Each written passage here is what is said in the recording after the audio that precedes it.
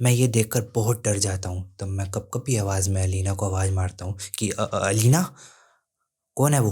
तु तु तु तुम किससे बात कर रही हो? एंड ये इंसान हमारे घर में क्या कर रहा है?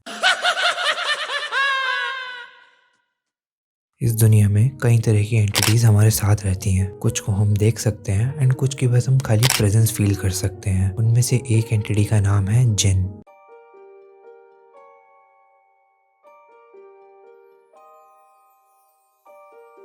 कहते हैं जिन को थर्सडे के दिन बनाया गया था। जिन के पास कई तरह की एबिलिटीज होती हैं, जिसमें से एक एबिलिटी होती है शेप शिफ्टिंग की। वो जब चाहे किसी भी ह्यूमन की शेप ले सकते हैं। जिन्स के पास काफ़ी ब्रूट स्ट्रेंथ होती है एंड कहा जाता है कि वो हम इंसानों की तरह ब्रीडिंग कर सकते हैं। तो आज मैं आपको आलम की एक खौफनाक कहानी सुनाने वाला हूँ, जिसको सुनने के बाद आपको ये फील होगा कि अगर कोई जिन आपके सामने आ जाए तो आपका क्या हाल होगा या आप उस सिचुएशन में क्या करोगे।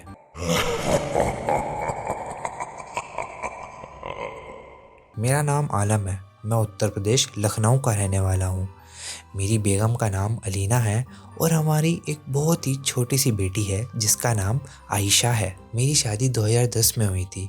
मेरी बेगम जिनका नाम अलीना है वह दिखने में बेहद ही खूबसूरत है।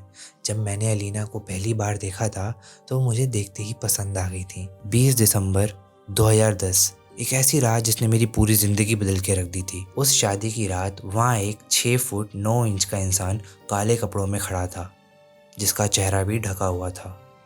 उस इंसान से जब भी कोई बात करने जाता था वह वहाँ से चला जाता था। जब जब मेरी नज़र उस इंसान पे गई तब तक मैंने पाया कि वो इंसान अलीना और मेरी तरफ ही देख रहा होता था। धीरे धीरे करके सब हमें ग्रीट करने स्टेज पर आने लगे, जिसमें वो इंसान भी शामिल था। जैसे ही वो हमारे नज़दीक आया, उसने अपना हाथ अलीना के सर की तरफ बढ़ाया और बोला, मैं तुम्हें देखकर खुश हुआ। एंड इतना ही बोलते ही वो इंसान वहाँ से गायब हो गया। जब सारी रस्में ख़त्म हो गई तब हम सब लोग घर की तरफ रवाना हो गए। लेकिन घर की तरफ चलते ही अलीना की तबीयत बिगड़ने लगी। उसने कहा कि गाड़ी रोकिए, हमें उल्टी आ रही है। हमने हड़बड़ी में गाड़ी रोकी तो अलीना ने एक पेड़ के नीचे जाके उल्टी कर दी। हमने सोचा कि शादी की भाग दौड़ में बेगम की तबीयत बिगड़ गई है, तो वापस से हम थोड़ी देर बाद घर की तरफ फिर से चलने लगे। लेकिन हम जैसे ही घर पहुँचे, अलीना घर में कदम रखते ही बेहोश हो गई। तो हमने जल्दबाजी में हकीम जी को बुलाया। तब हकीम जी ने बताया कि शादी ब्याह के दिनों में अक्सर ऐसा होता रहता है, डरने की कोई बात नहीं है, थकान की वजह से अलीना बेहोश हो गई है। लेकिन अब यहाँ से ही चीज़ें बिगड़ना शुरू होती हैं। अक्सर अलीना रात को हमसे दूर होना शुरू हो जाती है। जब भी हम उसके पास जाने की कोशिश करते हैं या जब भी हम उसके करीब जाने की कोशिश करते हैं, तब तब अलीना हमें ये कहती है कि हमसे दूर रहिए, हम काफ़ी थके हुए हैं। हम ये बात यह सोचकर टाल देते हैं कि अलीना ने अब तक हमारे रहन सहन या इस घर को अभी एक्सेप्ट नहीं किया है, इसलिए वो हमें अपने करीब आने नहीं दे रही है। 2 महीने बाद जब हम दोपहर को अपने काम से कुछ सामान लेने अपने घर वापस आते हैं, तो हम देखते हैं कि अलीना उसी लंबे इंसान से बात कर रही होती है जो उस दिन हमें हमारी शादी पर मिला था। मैं ये देखकर बहुत डर जाता हूँ। तब मैं कँपकँपी आवाज़ में अलीना को आवाज़ मारता हूँ कि अलीना, कौन है वो? तु तु तु तुम तुम किससे बात कर रही हो? एंड ये इंसान हमारे घर में क्या कर रहा है? तभी वो लंबा इंसान मेरी आँखों से ओझल हो जाता है। अलीना मेरी तरफ भागते हुए आती है एंड मेरे पैरों में गिर जाती है एंड गिड़गिड़ाते हुए बोलती है कि प्लीज़ मुझे बचा लीजिए, वरना वो मुझे मार देगा। तब मैं डरते डरते मौलाना साहब को अपने घर बुलाता हूँ एंड उन्हें ये सारी बातें बताता हूँ जो हमारे साथ इतने टाइम से हो रही हैं। तब मौलाना साहब हमें बताते हैं कि तुम्हारी बीवी पे एक जिन ने कब्जा कर लिया है। वो तुम्हारी बीवी की खूबसूरती पे मोहित हो चुका है। ये बात सुन के मैं काफ़ी टूट जाता हूँ। तब मौलाना साहब हमें दिलासा देते हैं कि घबराओ नहीं, हम तुम्हारी बेगम को वापस तुम्हारा बनाएंगे, हम अलीना को ठीक कर देंगे।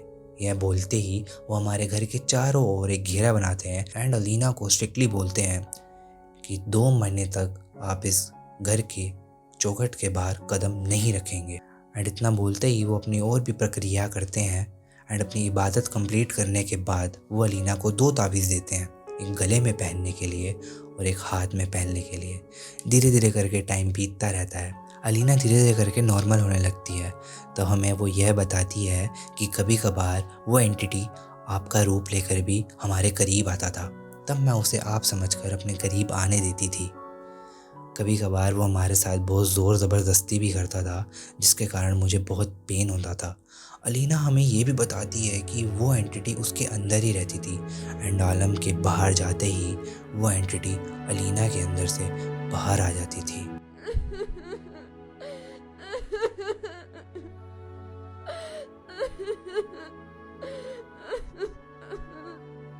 अलीना अब ठीक है।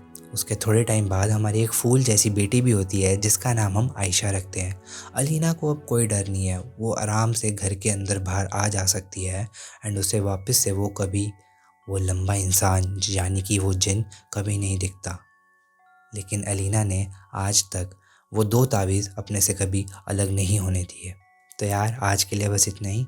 होप करता हूँ आपको ये आलम की स्टोरी पसंद आई हो एंड आपको मैं एक इन्फॉर्मेशन देना चाहूँगा कि ये स्टोरी मैंने खुद लिखी थी। आप कमेंट सेक्शन में बता सकते हो कि आपको मेरी स्टोरी राइटिंग कैसी लगी।